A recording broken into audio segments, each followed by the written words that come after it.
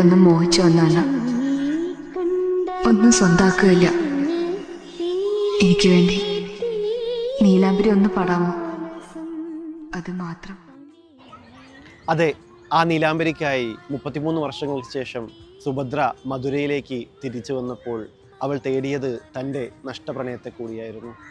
ജീവിതത്തിലെ ചില പ്രണയങ്ങൾ പൂർണ്ണത ലഭിക്കാതെ തന്നെ അവസാനിക്കുന്നു. ചില ബന്ധങ്ങൾ ഓർമ്മകളായി മാത്രം അവശേഷിക്കുന്നു. മനുഷ്യൻ തൻ്റെ കടമകൾക്കും കുടുംബത്തിനും വേണ്ടി തൻ്റെ ഹൃദയത്തെ ഉപേക്ഷിക്കേണ്ടി വരുന്നു.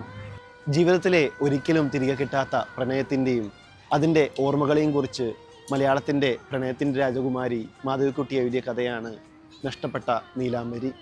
മഴ എന്ന പേരിൽ ലെനിൽ രാജേന്ദ്രൻ സംവിധാനം ചെയ്ത് നഷ്ടപ്പെട്ട നീലാംബരി സിനിമയായി പുറത്തിറങ്ങിയപ്പോഴും മാധവിക്കുട്ടിയുടെ എഴുത്തിൻ്റെ ആത്മാവിനെ ശക്തമായി തന്നെ അത് പകർന്നു നൽകി. ഈ കഥയുടെ വായനയ്ക്കൊടുവിൽ ഉള്ളിലെവിടെയോ ഒരു വിങ്ങലായി, ഒരു നഷ്ടപ്രണയം മഴ പോലെ, ഒരു നീലാംബരി രാഗം പോലെ അലയടിച്ചുകൊണ്ടേയിരിക്കും. ആരാ നിന്റെ ഈ കൃഷ്ണൻ?